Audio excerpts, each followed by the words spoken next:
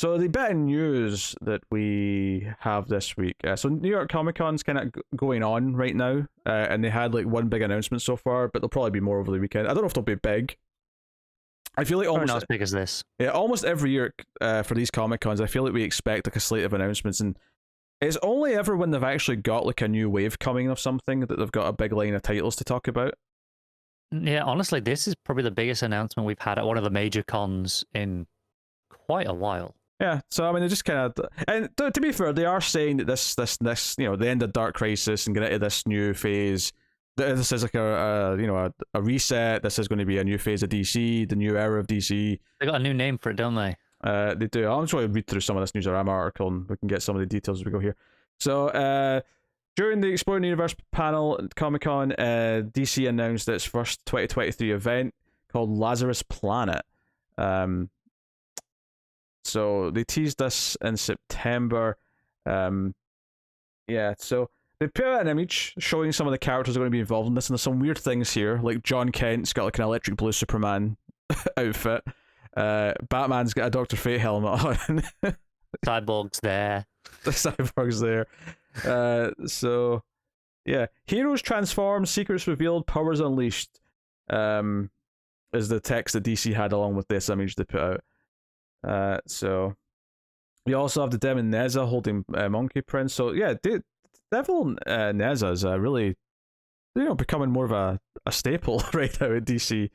From just like the mini with Mark Waid to being in this, being brought up in some of the other books, and now more plans coming. Yeah, like I was really not hot on the Nezha stuff in Batman Superman, wasn't it? Yes. Yeah, I was not like too hot on that, so that's a little not super compelling for me as a start to this event. Was the weakest element of that book for me, and then that's the linchpin for this. It's okay. Well, let's see here. Billy Batson is also going to be released from the Rock of Eternity, where he's trapped just now ever since that Titans Academy crossover thing they hammed, which none of us actually read because it wasn't very good. But the only reason I know that he was trapped is because of the Mary Marvel's. Which is very good. It is actually. I was trying to catch up on some stuff, and I did get the first issue or two of that read. Yeah.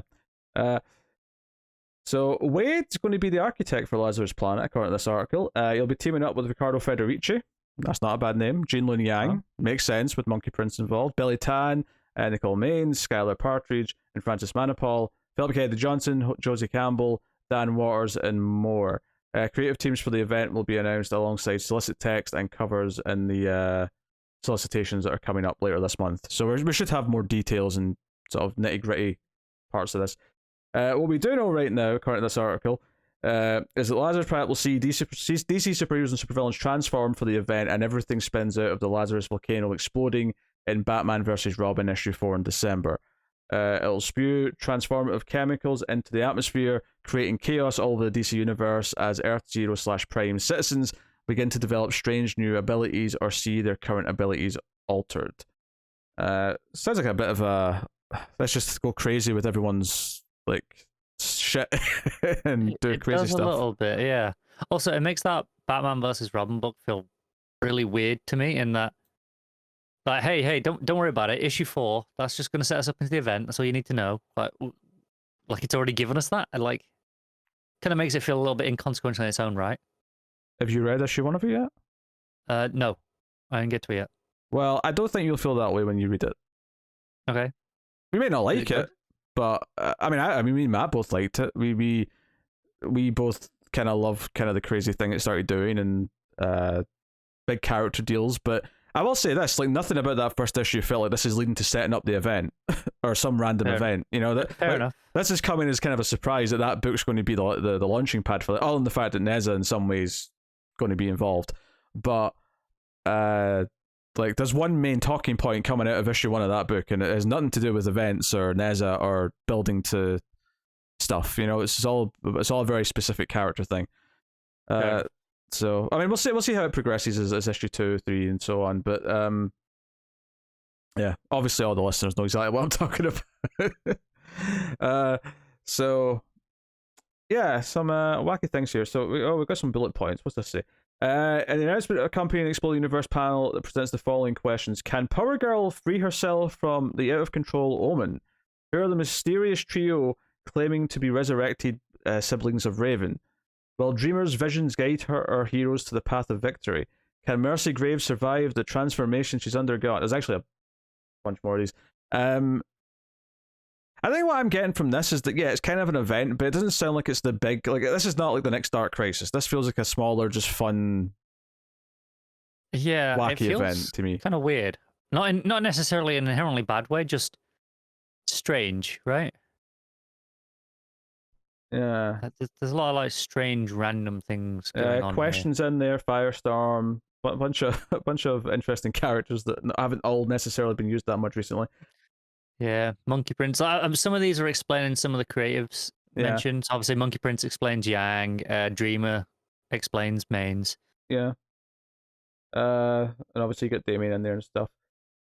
So DC teases, but why could the fate of all life as we know it be in the hands of Monkey Prince? Question mark. So I don't know. We'll see. I mean, I'm curious to try it and see what wacky things it gets up to. Yeah, I'm just looking slightly further down the article, the release schedule. It is not a numbered. No, event. it's their named. So it looks like a series of one shots. Although I'm sure it probably just reads like 1 through 8 or whatever. Kind of weird that you got an Alpha and Omega bookending it. Like, it's pretty common now. But instead of being what's that, like a 1 to 5 in the middle, it's 5 issues with different names entirely. I will say this: I do quite like that. It's quick. It's it's just weekly for 2 months and then that's over. I do think for these smaller events this works better because it's these can drag on if you're sort of pulling them out over the course of a whole year, kind of thing. Yeah. They mentioned as a thing down here, the next phase of the thing is called the Dawn of the DCU. That's what it was. Yeah, I heard that. Yeah, it's a strange name, at least seems to me, but I don't know. Yeah, I mean, I am glad to see Mark Waid getting even more, his fingers in even more pies. Like, I mean, Batman vs Robin is way more in continuity than World's Finest is. It's directly tying into a lot of big things that have happened recently. Okay. So that's kind of cool. So yeah, it starts on the 10th of January and runs weekly through the 21st of February. Assuming it all stays on schedule, of course, and there's no delays. But I would, given that it seems to be a lot of different teams, I would imagine it's probably Wade handling the Alpha and Omega, and then a different team on each of the one shots. And they're probably all going to focus a bit more on one specific character. And that's my guess. So I'm assuming that'll probably mean it'll be okay schedule wise because they're all going to be running fairly independently and should hit mostly on time. I imagine it's probably only the same artist on the Alpha and Omega as well, and maybe not even that, let's be honest. Yeah, we'll see. But yeah, I wouldn't say I'm like super excited about this. Like it's kind of like this weird little like wacky event to do some crazy stuff with, to use some characters that don't get used as much. So I'm not in like epic hype levels necessarily, and the fact that there's going to be all these teams rotate, like I'd be much more excited for this if it was like, oh, Mark Waid's writing the whole thing. I'm not just even him specifically, just any writer I like writing the whole thing would be more exciting to me than, oh, we're doing this thing where all these different writers are going to take an issue each and stuff. I'm inherently less interested in that in general because I want a more focused thing that feels like one, idea. But this feels more like here's a thematic scene that we're setting, and then here's a bunch of writers. Yeah, it's almost like what would normally be tie-ins. Each of those seems to be just, this is the event. Yeah, so it's inherently less exciting. I'm hoping it will be at least a nice little fun thing to talk about and read for a couple of months, and spice up those first couple of typically drier comic book months, and then then they can start teasing whatever their big summer thing is, what they usually do. Mm-hmm. So there you go. That was the big news of the week was this new event coming in January and in February. So that's Lazarus Planet.